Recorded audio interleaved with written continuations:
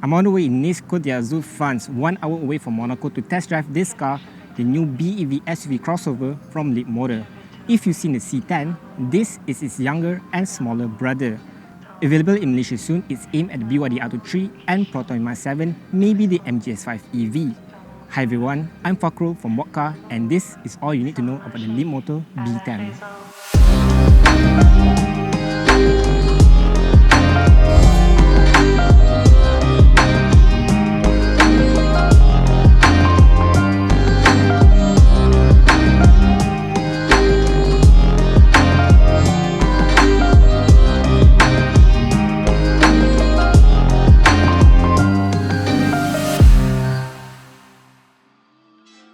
On the outside, the B10 adopts very similar design cues to the C10, which I personally am a fan of.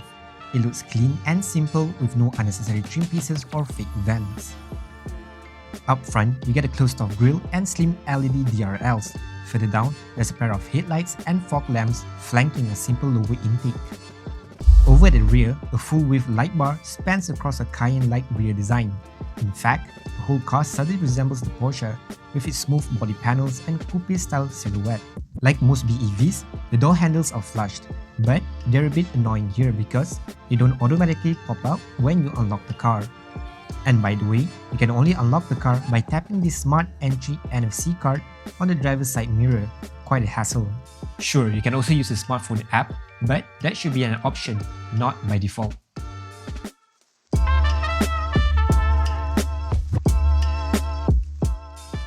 Inside is an extremely minimalistic affair, much like its bigger brother. There are no physical buttons at all. Every control is operated through the 14.6-inch touchscreen display, including the air conditioning, which can honestly feel a little cumbersome. At least, adjusting the air vent direction is still physical.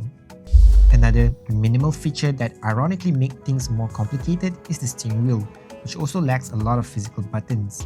For example, adjusting the side mirrors requires you to go into the display, select the mirror adjustment menu, and only then use the steering wheel controls to make changes. On the upside, comfort is commendable. The cabins are very spacious and the seats are plush, equipped with heating, ventilation, and extensive adjustments. Other standard features include a 15-watt wireless charger, ambient lighting, a full-size sunroof, and unlike the C10, Android Auto and Apple CarPlay support.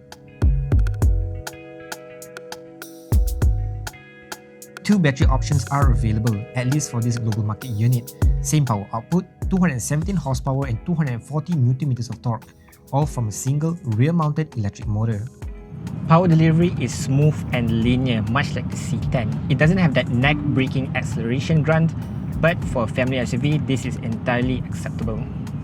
The default regen braking is impressively smooth. One gripe I had with the C10 was that you couldn't adjust the regen level on the fly, and even when you did, the differences between settings felt quite jarring, either too weak or too strong.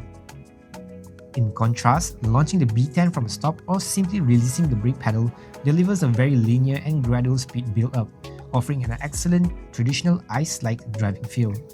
Same goes for when you release the brake as you're coasting, very gradual. As for handling dynamics, it's decent to say the least. Let's get things straight, this is not a sports car. All the unpleasant body roll you expect from a BEV SUV is still there, but for the Leapmotor B10, it's quite minimal. Because Leapmotor is under the Stellantis group, they were able to get suspension and chassis tuned by Stellantis team, sharing R&D and proving grounds with the likes of Maserati and Balocco, Italy. Unlike the B10 in Chinese market, this global unit is tuned to fit European roads. It's the reason why they brought us all the way to France to test out the car. Sure, the brand is booming in China, but elsewhere, it's quite underwhelming.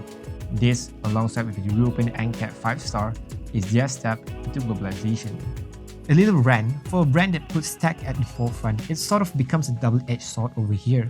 Because of this whole minimalistic approach, adjusting and setting up ADAS functions requires scrolling through the touchscreen instead of using on-the-fly buttons. And that's both distracting and a bit dangerous, and ironically, the car doesn't like it either, thanks to its distraction detection system. Confusing.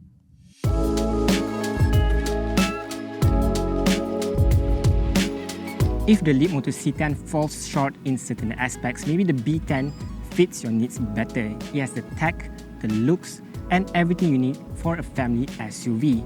And considering the C10 has a price drop of 125,000 ringgit, maybe the B10 will start at around 100,000 ringgit.